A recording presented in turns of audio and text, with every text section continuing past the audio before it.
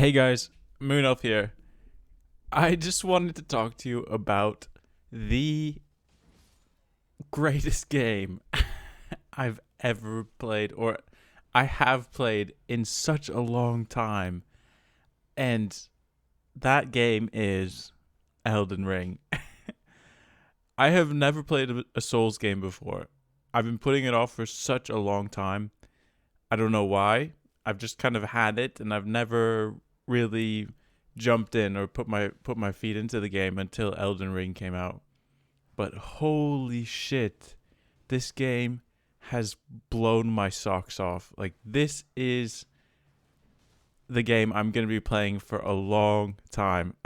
Maybe I won't be recording videos all the time about it, but this game will be a game I'm going to be playing forever, especially from a guy who's never played a Souls game before.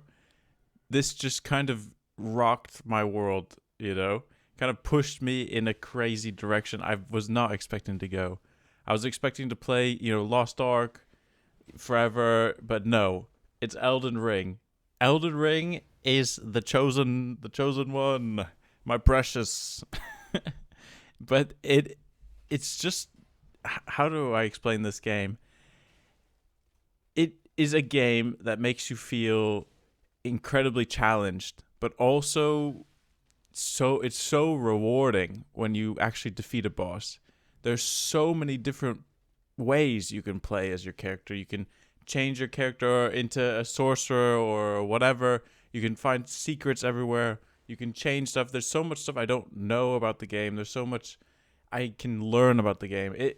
I think the best way to explain it, and I really don't want to compare it to another game, but it is an adult modern version of Skyrim. For anyone who's ever played Skyrim, which is a majority of everyone, I'm sure. But this game is like a more fun, more exciting, more interesting, cool version of that game. And it has a lot to do with the story, the combat. I mean, there's just so much stuff I could talk about. But let's just talk about the stuff that really kind of pushes me into enjoying this game. And number one, that is the discoverability and the freedom to do whatever you want in this game. You can run around, you can pick up quests, side quests. I think the coolest quest I did was, or what the quest that made me actually feel like I really enjoyed the game. And that was, I went on top of a bridge. I met a guy and he was like, "Hey, can you clear out my castle so that I can reclaim it?" And I said, "Yeah, sure, why not?" I'm sure he'll end up being a bad guy down the road or something. But just doing that quest, here's this guy who needs me to clear out a castle. So I clear out the castle. And then the world changes after I clear the castle out. And I get a reward. It's not something I have to do. There's a bunch of swords and stuff hidden around everywhere. But yeah, I mean, this idea that I can go anywhere, explore anywhere, and just find the things that I need to find, or things that I don't need to necessarily find, but I do find, is just so awesome. It's very cool. The story as well. From what I've learned from the story, it's a story that's not explaining itself to you. It's giving you very vague information. It's telling you about the fingers and telling you about some general vague stuff, but it doesn't explain itself to you. You kind of have to figure it out. You're running around this world and you're trying to speak to all these like spectral ghosts. Are these humans or are these spirits? You're collecting souls. So you're there. Is this just like another world? Are the people just like this? What are these creatures that are walking around? These soldiers everywhere. What is their purpose? There's just so much to learn in the game. And that's not only the storyline, but also the gameplay, the combat.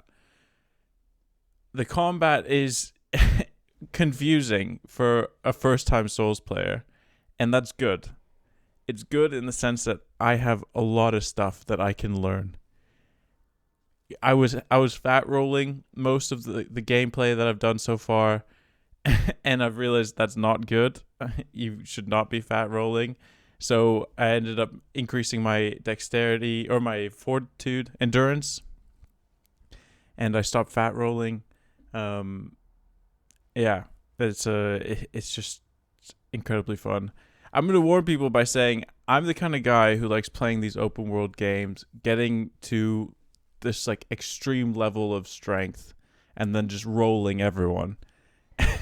So and then coming back and doing the doing the gameplay again. So I'm basically spending my time going around everywhere, picking up as much as I possibly can, and doing everything I can to get as powerful as I possibly can on my character.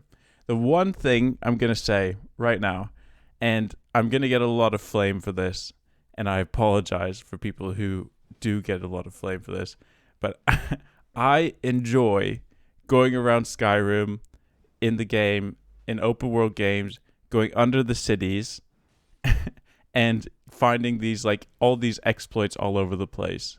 I love doing that. I think it's really cool and very, very interesting and exciting to find these hidden stuff that weren't supposed to be meant in the game, but people are like finding and exploring. Maybe there's an ad in the game that respawns over and over and over again, which gives you unlimited XP.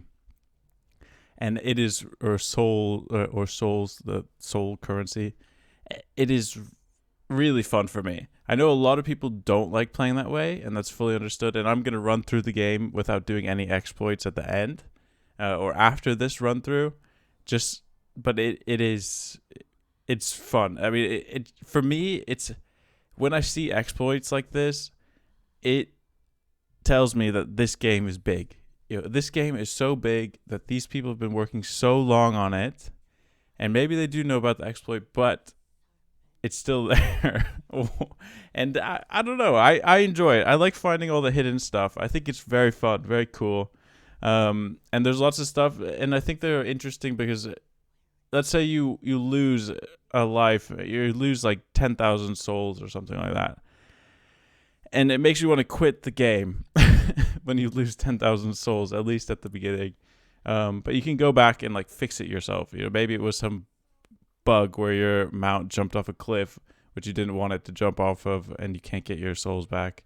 But yeah, anyway, the only negative that I can see about the game really so far has been, I guess, the release of the game.